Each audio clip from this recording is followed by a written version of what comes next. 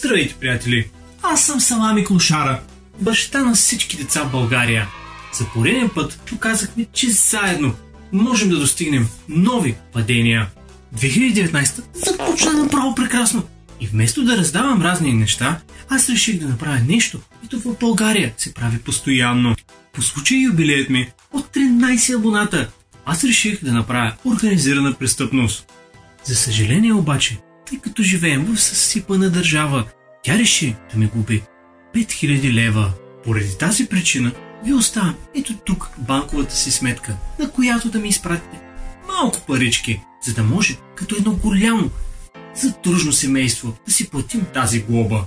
Сериозно, хора, ако си мислите, че аз съм измамник, то това е така. Не е така. Ако искате, също се отабонирайте от канала ми. The next day. Здравейте, хора! Ако още не сте се абонирали за новият ми канал, може да го направите точно сега.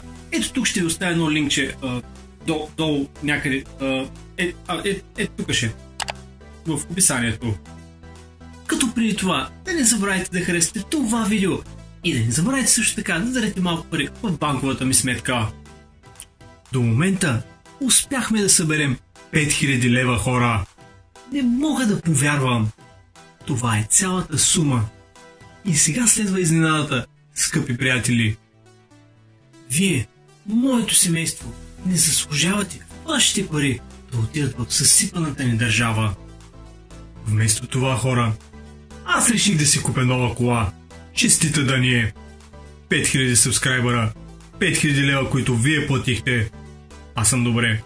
Вие не сте. Ай сте.